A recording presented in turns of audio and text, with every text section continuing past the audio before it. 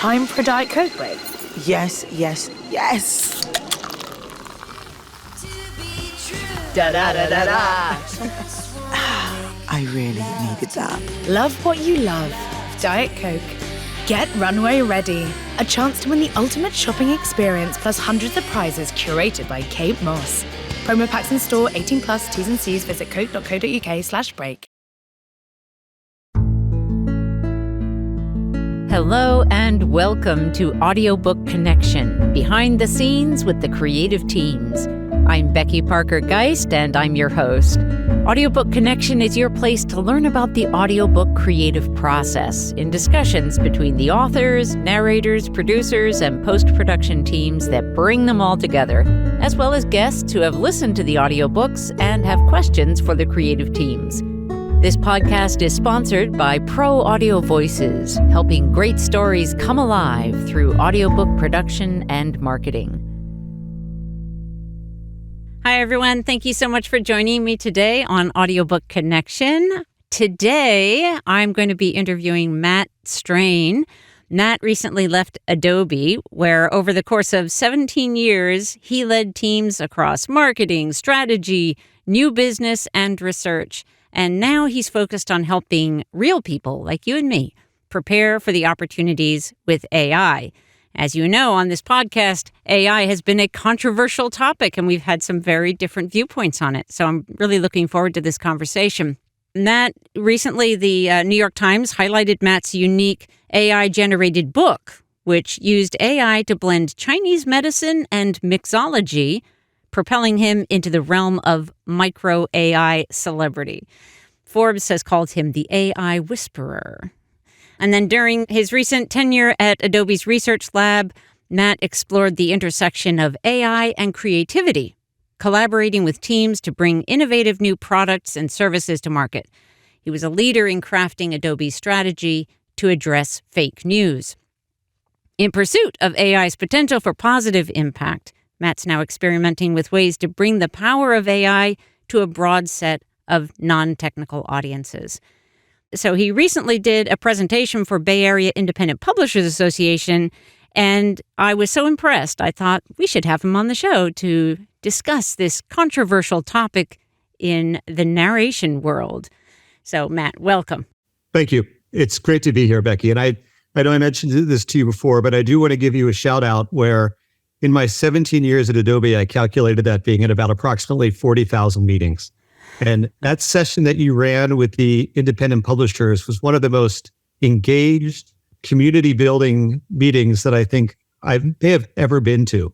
So congratulations on that. Thank you so much. But it's exciting to be talking with authors and writers and narrators about this because I've been in and around the technology my whole career. And what I find really exciting now is the ability to use this technology to augment what we're already doing, to make us not just more productive, but to enhance our creativity. Yeah. I like the way you use that word augment rather than replace. And so I think that's some of the tenor of what will be our conversation today, I expect. I think it's interesting where that discussion of where does creativity begin and end? Where does human creativity, what does a tool do? So within the research team at Adobe, we had probably about 250 computer science PhDs, and many of them broke what your expectations would have been, right? Where there were deep discussions around the importance of human creativity and what it meant to be human and how those two things play together. So I think sometimes there's perception of engineers and product people just trying to drive the technology side of it for the sake of technology. But there's some really interesting discussions around how do we actually make people's lives more meaningful and more enriching with this technology. Oh, that's great. I'm really glad to hear that. And I think that is one of the most interesting things about this time right now when we're facing these questions of AI. They also help us face the question of who are we as humans? You know, what is it that is particularly human about us? And then from my perspective, also very focused on the story. What is that? What's our relationship with story? And then how does AI kind of relate to us and story? What would you say are the biggest limitations right now of AI generated voices, because that's a big issue for us in this audiobook world. That what are the biggest limitations for long form narration as we have in audiobooks compared to human narrators? Yeah, I think a lot of it is the nuance, right? So I think if you're doing something like a textbook, right, it's probably going to be fine. But as soon as you're dealing with human emotions, it's really hard to replicate that. Yeah. Because in this discussion right now, my response to your emotion isn't necessarily a series of words on a page. There's so much more, right? So there's surprise, there's empathy, there's compassion, and you can tell if that's genuine. It's also very contextual. Mm-hmm. And I think the other thing that we see more in the video side, and it's more used around the world of robotics, is the concept of uncanny valley, right? Where something gets close enough to being real, but it's not quite. And that really is disconcerting for people, right? They'd rather see something be clearly fake than see something be close, but not quite. Right. So I think for the foreseeable future, that's where, at least when it comes to fiction and novels and anything that carries an emotional, quality to it, if it's not absolutely genuine, people are going to detect it and they're going to pull back from it. Yeah. What you brought up is really interesting because it made me immediately think about all those times when, even as human to human, when we are disingenuous, when we are saying one thing and maybe don't quite mean it, we sense that so quickly. And for example, if you have a friend or a spouse who's distracted and you ask them a question and they come back and they're not connected, as you were saying, you can see that immediately, right? Yeah. And I think the other thing that gets tricky is when you start dealing with regional accents or different accents or genders or ages, right? I mean, that also has a very distinct feel. Even though they're not all the same, you can really tell a lot from just the quality of somebody's voice or the cadence or, how they present themselves. Yeah. Even just with accents, just like regional dialects, I think partly, I've mentioned this on previous podcasts where, we sometimes have the idea when we're writing that our characters have a particular accent. And one of the things I find really interesting is that when we look at the amount of travel that most people, now that's not going to always pertain to a specific character in a book, but that most people are engaged in, those accents, those regional dialects, man, they just get all smashed together and mixed around, and they're not this distinct thing that we used to see when travel and also just global communication. Being on Zoom calls with other people on a regular basis can start to affect the way that you say certain words. So that's also interesting. It's also interesting, like with what you're doing with the podcast. I hadn't really thought about this before, but when you're reading a book, right, you don't hear the accent. You might get it with how it's written, but there is that whole other level of communication that comes in when you can actually hear or see somebody. Yeah. So I think in some ways, what's happening with podcasts and narration is going to take the writing process to the whole next level, right? So I think that's really interesting. And at some point in the future, right, it's all about data. And one of the reasons now we can't do it is because we don't have enough data to understand each regional accent and how that interplays.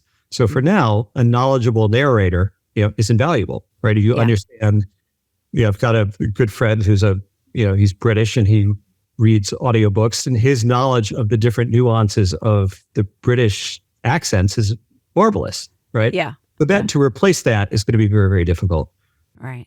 Now, having said that, I do think there are some ways to enhance, what we're all doing with podcasts and narration, right? So it could be if you're reading a story about a windy, rainy night with thunder, right? There may be some ways that you could augment that, where you could detect what's happening in a scene and provide some suggestions for background. So that's, I think it's like we were saying before, it's not going to be one or the other, right? It's going to be, you have people do what they do best. And I think the emotion side of it is going to be absolutely critical on that and how you convey emotion. But there are other things that we can imagine that I think would really enhance what's being done with a narration. Yeah.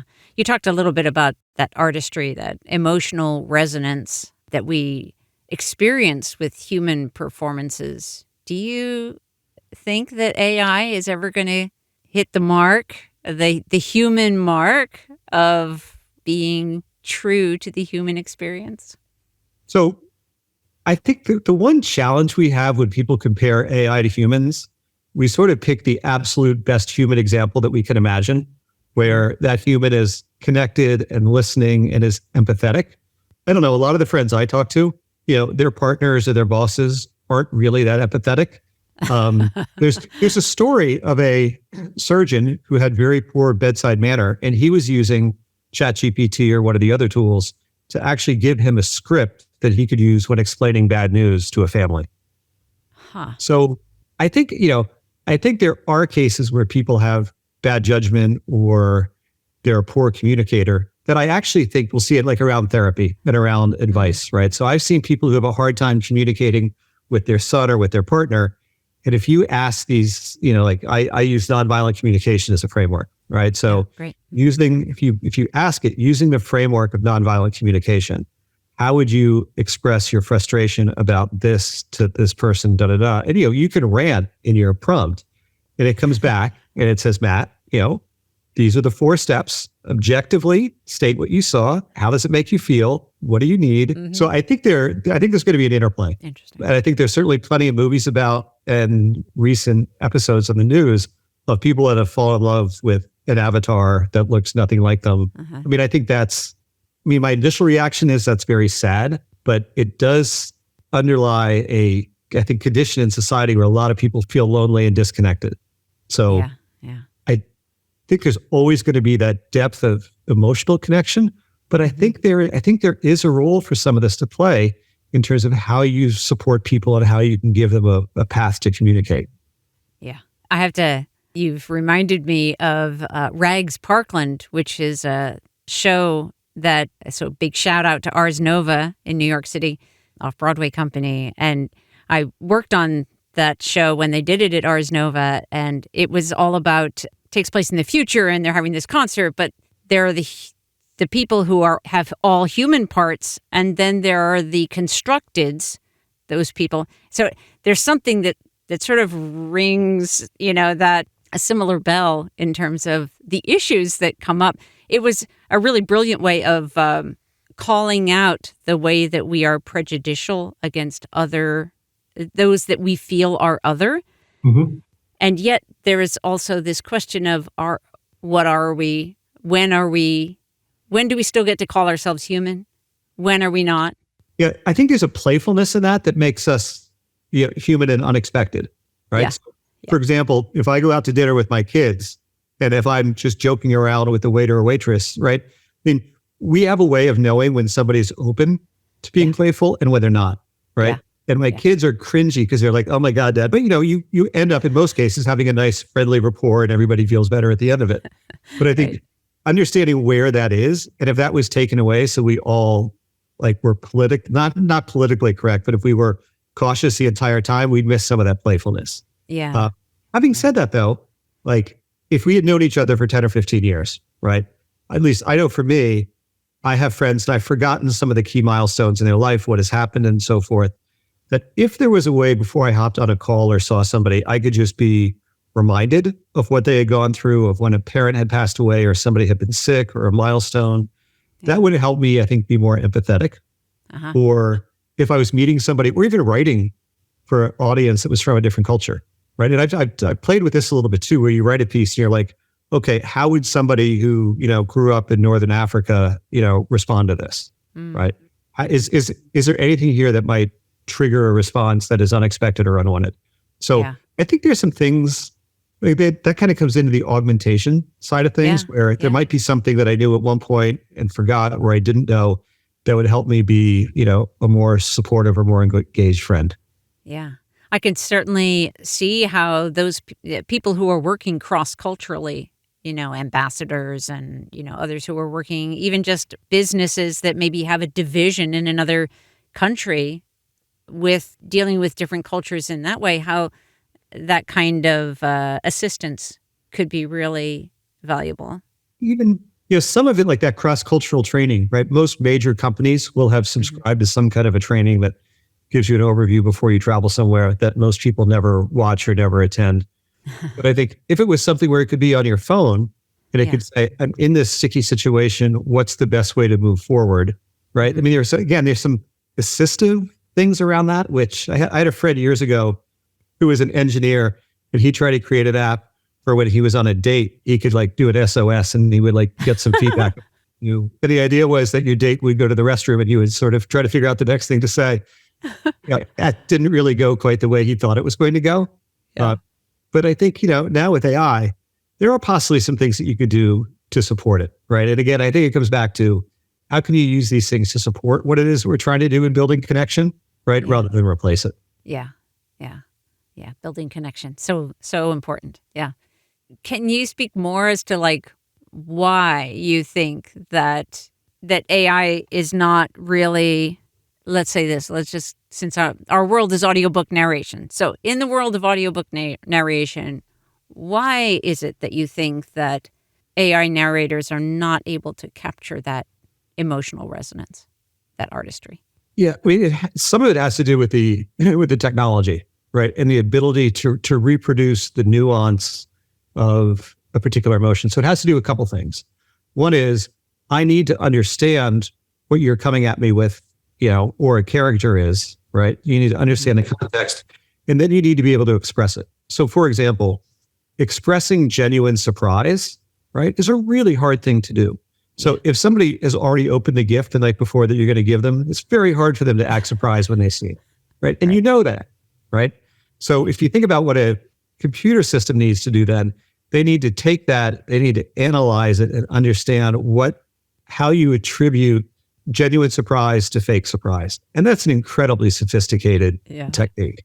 It's much easier if you're doing a textbook and you need to start a new chapter or a new chapter head and you pause and do that kind of thing. Yeah. We see the same thing with writing, right? So for years, financial reports have been written automatically, right? That's no surprise. If you read the response to a financial earnings report, that's pretty much programmatic, right? Somebody may read it. But if you're doing something which is far more nuanced, or an interview or an investigative journalist piece, there is nuance to that, which is harder.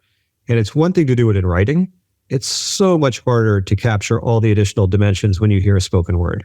Yeah. And I think the ability, just to summarize, the ability to kind of ingest that and then to speak it back in a way that is genuine and connects, particularly when it's something emotional, right? So if you think of, again, if it's a romantic conversation or a surprise or a shock, you can do it with audio effects, but to get the audio, a sound effect, but to do it with a voice is incredibly complex to do.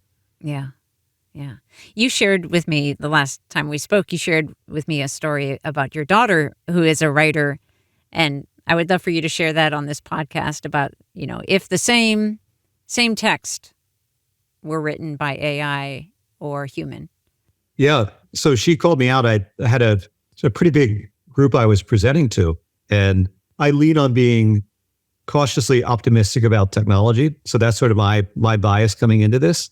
Mm-hmm. And she's like, yeah, Dad, all this AI stuff is nice, but if you have the same set of words on a page that's written by a person compared to written by, an AI, you have a very different reaction to that, right? So theoretically, if I took all the information that I know or could know about you, and if I have access to everything that's ever been written, every great piece of literature, I could create a set of words that would trigger tremendous emotion by your having read it, right? But if you're reading a poem, and if it's auto-generated by, Chat GPT 7, or somebody who has really thought about it and struggled with it, I guarantee you're going to have a different reaction to the one that somebody sweated over versus something that was generated automatically. Yeah. And I bet most of us who are, anyone listening to this, I assume, would feel the same way, that there's a human learned experience and struggle that you go through to create a story where you would read that, but you might not read it if it was automatically generated, even though the words might be exactly the same. Yeah. So and that gets back to, when audiobooks are read by machines and by models that sound more genuine, and I think it was like a year or so ago, we saw that Apple was licensing voices. I don't recall the details on that. Yeah. But I think we're getting to a place where people are going to want disclosure, right? Is this written by a human? Is it spoken by a human? And if it's not, the ethical thing to do will be to come clean with that. And there are plenty of cases where if it's an obscure book or something, and there are reasons why you need to read it while you're traveling, or if you're visually impaired. I think there are a lot of reasons why this technology could be, put to very, very good use. Mm-hmm. But I think most people will want full disclosure that whether or not it's a human behind it or not. Yeah. I noticed while looking into what are some of the samples that are provided for companies that are like BookBaby that are, promoting the idea of AI narration, and looking at those samples, and they have names as if they're narrated by a human, which I found really disturbing. Like, I really wanted to know, is this so obvious? My assumption is that they sourced from that person. They sourced the voice from that person. But it felt to me like they were trying to trick me. And I don't appreciate that. Well, I mean, it's also in marketing, that is one of the things you do, right? Is you come up with your persona and you describe them as fully and as specifically as you can. Mm-hmm. So if you are picking a person to read your book and you want somebody who fits a particular profile with life story and this and that, and as many of the people may have seen with ChatGPT 4 now, you can put in background in there in context that says, here's who I am and here's what I do. So possibly you could say, I want somebody of a similar cultural background or not, of an age who sounds like this, or a mixture of these two characters. I want an Obama and somebody else mixed together to read it. So I think there will be sort of some playfulness that comes around that. But this is sort of I don't know if it's the dark side, but if you're trying to market that voice as a narrator, you're going to give it as much humanity as you possibly can. Right. Yeah. Oh, I don't know. Yeah, I agree. It's mixed because here's where it gets tricky, because there are use cases and reasons why you would want this. So at Adobe, Stephen Hawking's estate and other estates of people who'd either lost their voice or passed away had come to us with recordings and said, would you recreate the voice? Because Adobe has had the technology for years. They released a preview of it publicly about 8 years ago, the voice synthesis technology. But being a responsible company, they never released it because of all the ethical issues around it. But when people had seen the technology was there, they came up and said, my child is no longer able to speak, but we do have some recordings. Could you give him his voice back artificially? Right. Mm-hmm. So, or, if you're a movie studio and you paid an actor and it's in their contract, it's understood that if you can't come back to replace this one line because you're in Europe, can we automatically generate a line of voice? So those are all uses that I think a lot of companies are like, oh, those are legitimate uses. But of course, then you have the flip side where, is the area that we're getting into now, and we'll only see more of it as we get closer to the election, right? We're already starting to see those early signs that there are going to be some nasty things coming. Yeah. Let's take a short pause and we'll pick up where we left off when we get back. Frustrated by the royalty rates for your audiobook? Annoyed that when the digital distributors say 70%, they actually mean 70% of 50% or 80% of 70%, neither of which is an actual 70%. Wishing there was a way to earn more from each sale? Pro Audio Voices hears you. Out of our commitment to our author clients, we've created Amplify Audiobooks, a program that provides an actual 65% royalties of the sales price you set, that gives you access to your customers' names and emails so you can reconnect with them and build your community and following, and keeps you in the driver's seat. Create coupon codes or schedule a sale with promotional pricing. Amplify Audiobooks gives you the tools to effectively market your audiobooks and a much higher return on every single purchase. Check it out at proaudiovoices.com or go direct to proaudiovoices.app. And for listeners, visit amplifyaudiobooks.com to find your next great listen. The Amplify Audiobooks app is now available on both app stores. Do you think that AI will ever authentically voice characters of different ages and accents and dialects that we human narrators specialize in? Do you think it's going to learn those nuances?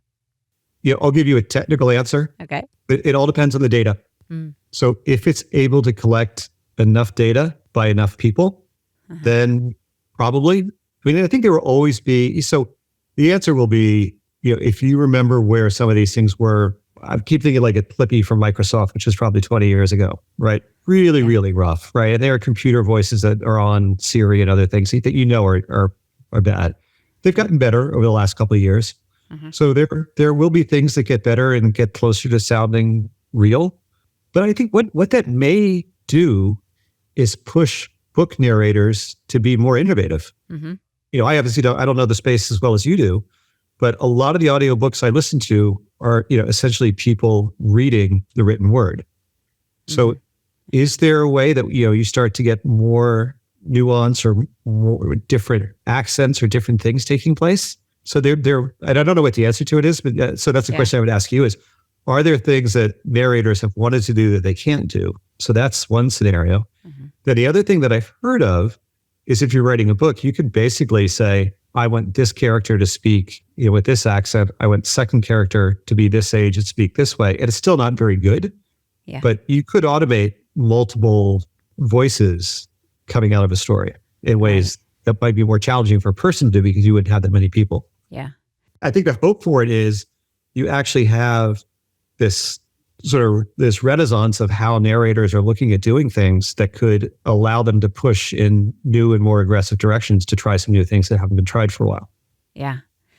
I've had some interesting conversations with Joshua Townsend, and we actually have another episode that'll be coming up with him where we were talking about this question and what is that very human thing, and about the emotional connection to the words, to the story, and how that transforms it and raises it. So and his take on AI was, it's some narrators, they're going to lose their work because they're not at the top of their game. And so I can see that. And also, we've seen manuscripts come through that the author's written, where you need like 15 different authentic accents, and that can be almost impossible for a single narrator to do effectively. And so, but then you're really getting into another, and actually a realm that in some ways we specialize in at Pro Audio Voices, because we love doing full cast projects with humans.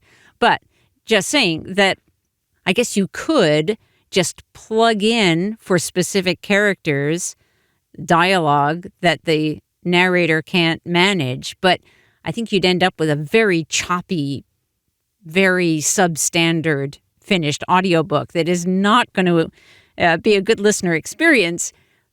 As a listener, I would rather have a narrator who's doing a very light accent, a version, something that suggests it without it being accurate to, and even when I go to accurate, I'm thinking, what is accurate anymore? Because we're not living in this separated world. Yeah.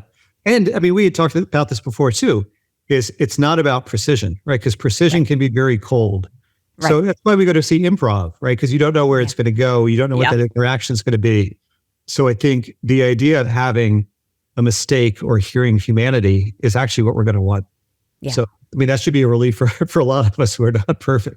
Yes, right? Definitely. But I think, getting back to your question of if you wrote a script that had, I'm thinking of India, where you have very different accents and tones depending on where you are in the country, right?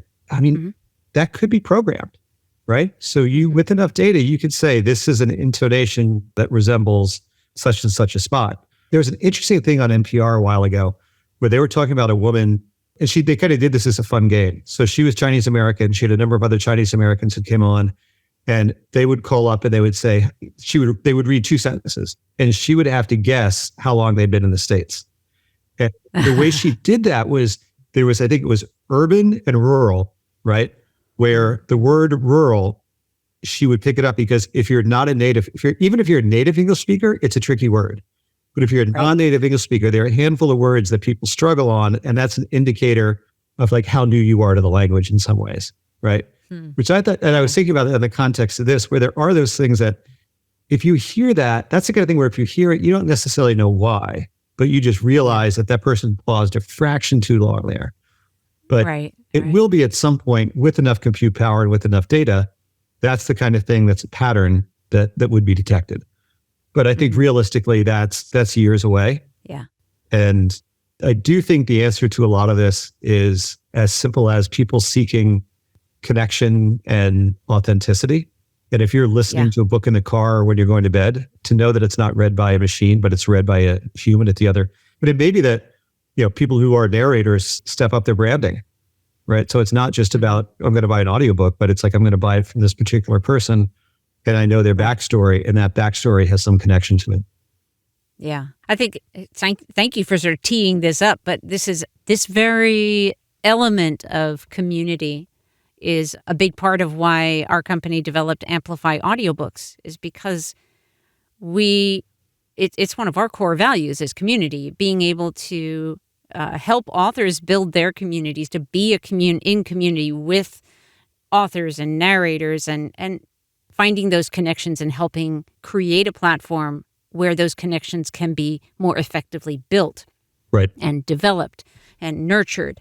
I love what you said there about, that with the community and our choices around what audiobooks we're going to buy. And I think also with Amplify Audiobooks, it also then ties into, and where will I buy it? Right. Am I going to go to Audible and get it there? And if I recognize that the author is never going to know that I got their audiobook, they're not going to have any way to reach out to me. I'm not going to have any way to connect with them. They're not going to get much of anything from what I just paid to Amazon. I think the more that we understand those things, and I do think they all tie into the question of community and our connection and our care for each other, that I think that we will gradually make the changes that are so important. I couldn't agree more. And I think as questions about AI accelerate, and as climate issues and these other things start accelerating, which unfortunately it looks like they're going to, I think that's going to draw people together. Yeah.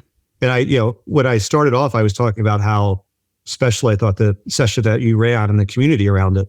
And since then, I've had another session with a group of 20 fairly senior leaders talking about an AI issue. And because of that, I extended the time of the breakout rooms. And we had a couple different breakout rooms. And watching them have a person-to-person connection and actually lean in and talk about things rather than sitting back, that was the most connected part for them. And I'm quite sure they learned the most out of that. So I think sort of the artisanal narration world, if you will, I mean, it's moving that way with buying local and some of the other things, that the idea of like, listen to an author or a narrator who it would surprise me if that doesn't run in parallel with, what is going to be AI affecting the space. Yeah. But personally, I think one of the things that's most exciting is how do we use AI to foster really valuable connections with people, right? Yes. Because there are times that even if you're done reading a book, right, or listening to a book, I mean, there's somebody else online somewhere in the world who has just finished reading the book, probably within half an hour of you, right? So what if you could have that like pop-up book club that comes? So I think there are things like that will help, hopefully, use the technology to weave us together a little bit tighter. Yeah. Yeah, that's great.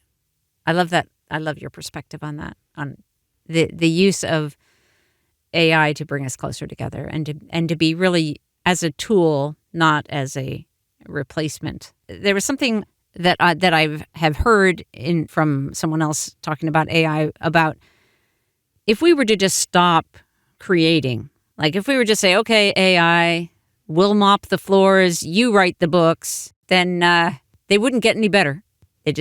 They would really stagnate. Yeah. Yeah. No, it will go hand in hand. And I also think the more we can lean in and understand what's happening with AI, the better off we're all going to be as citizens to have an informed point of view. Because it's very easy to get afraid of it. And there are things to be afraid of. like there are with many things. But I would just encourage people to try it out, to figure out how it can make your life a little more productive, a little more creative.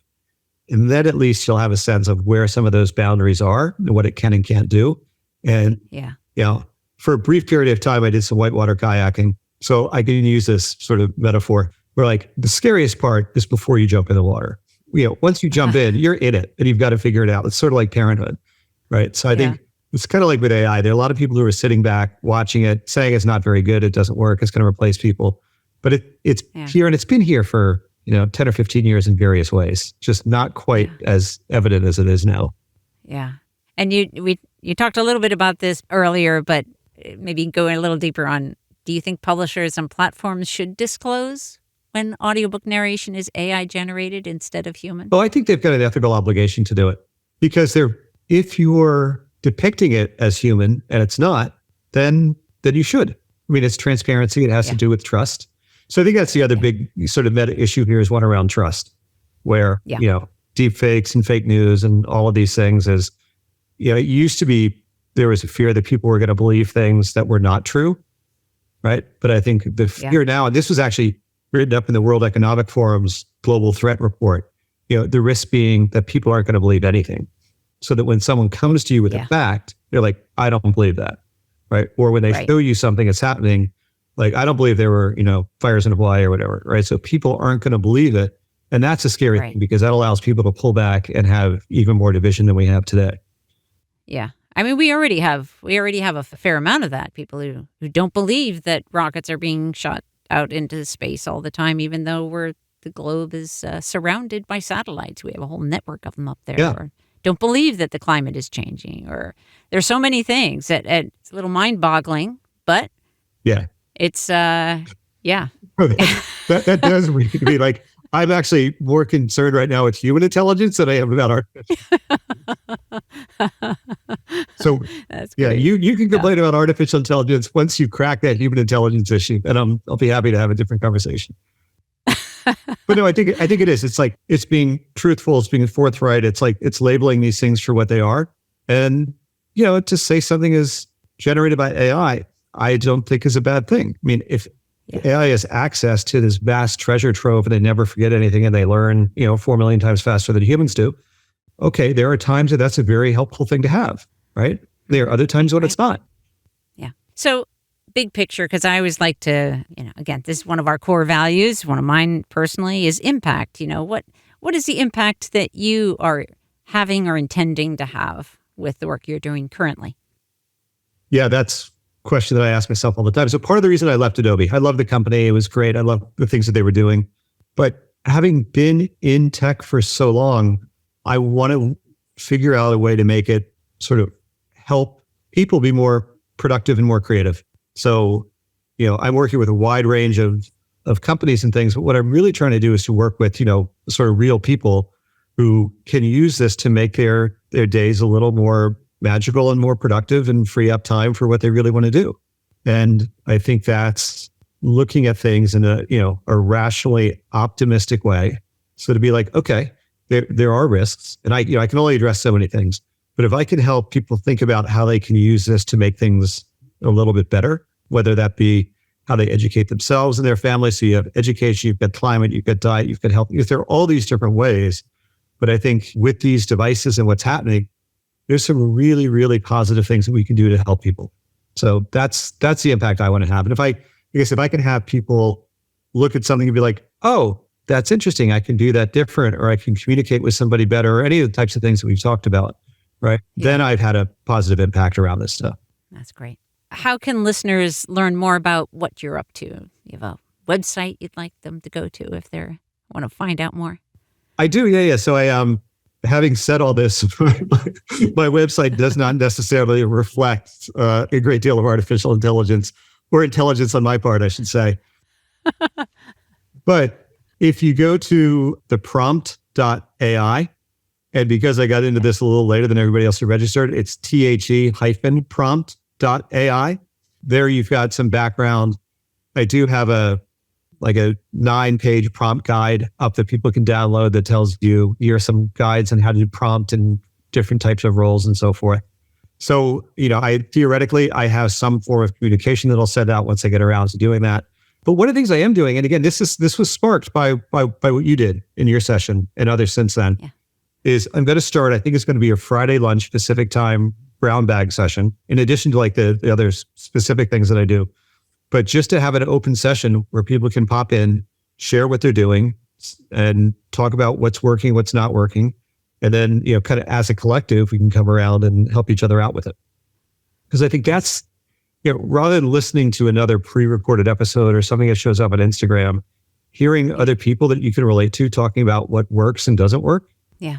One, it sort of establishes that human connection, but it also helps people understand that this stuff isn't as scary, or maybe that it is more scary. They need to be careful in a couple different areas. Yeah. Great. And just for those people who, since we didn't maybe cover that term, the prompt, just to clarify for our listeners, in case that's an unfamiliar term to them in this context, would you like to clarify? Yeah. So, it could, the word prompt has been around for a long time, but in the world of AI, the prompt is really that question that you ask, in this case, the chatbot or the text to image generator. So, the classic early one was write a haiku about my dog eating a banana or something like that, or, explain, anything that you are asking the chatbot to do. But one of the biggest issues I find for people who say, oh, I use this ChatGPT or any of the others, and it doesn't work very well, it's because they didn't know how to ask it or how to interact with it. So there's some very specific things that you can do. So things like tell it what you want it to do, tell it how you want it to act, right? And be very specific in what the output is.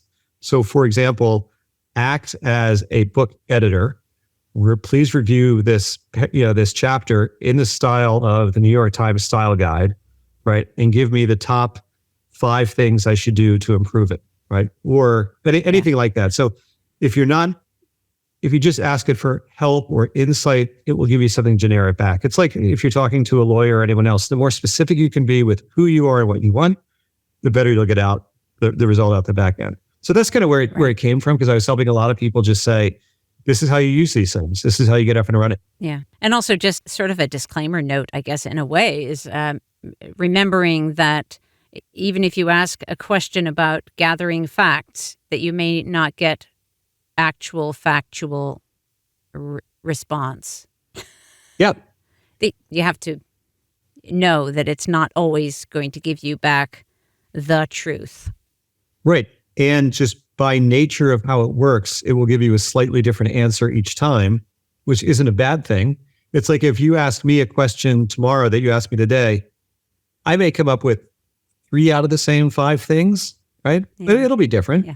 And it can't be fully trusted, right? And the thing to keep in mind is like these models have, all this information in, but not all the information is accurate, right? So it's like any of us, we're filled with hopefully more accurate information than inaccurate, but you need to question the source. And that's one of the things that's hard, is because you don't necessarily know what the source is, unlike Google, where it sends you to a particular place.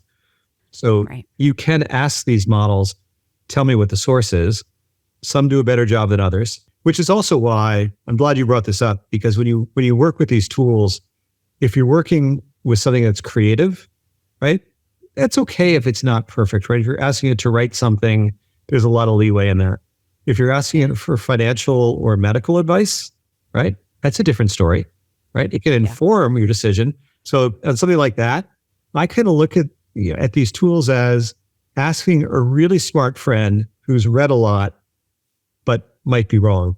And the other challenge with them is there's no confidence indicator. So what that means is it's your friend who is always, for the sake of like being sort of reinforcing gender, always mansplaining, right, what this thing is, because all these things are completely confident in what they do. But you can go back and you say, don't make things up, and it will come back with a better answer, which seems ridiculous. The other last sort of trick with it is, if it's something complicated, you can ask it, tell me step by step how you would get to this answer. And there's something about asking it to do it sequentially that gets you to a much better result than a more detailed and more accurate result. So, these are things that, as you get into it and as you learn these things and work with the tools, there's a lot of support out there for it. But it does take, it's like anything else. It does take a while to really master how to work with these things. Yeah. Well, Matt, I want to thank you so much for taking this time with me and being a guest on the podcast. This has been great. And look forward to chatting with you again, some months down the road, and we'll see where things are then. Would love to. Thank you, Becky. It's been fun. All right. Thanks. Bye. Bye. Thanks again for joining us here at Audiobook Connection. If you have questions that you would like to have me address or have guests to address on the podcast, please reach out to us at proaudiovoices.com. There's a way to contact us there and ask your questions. Would love to hear from you. Have an awesome day. Thanks again for being with us. Thanks for joining us for Audiobook Connection, behind the scenes with the creative teams. Please take a moment to subscribe at audiobookconnection.com. The podcast is sponsored by Pro Audio Voices, helping great stories come alive through audiobook production and marketing.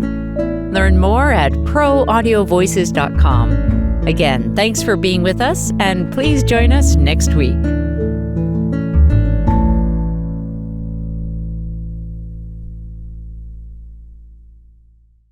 This podcast is a part of the C-Suite Radio Network. For more top business podcasts, visit c-suiteradio.com.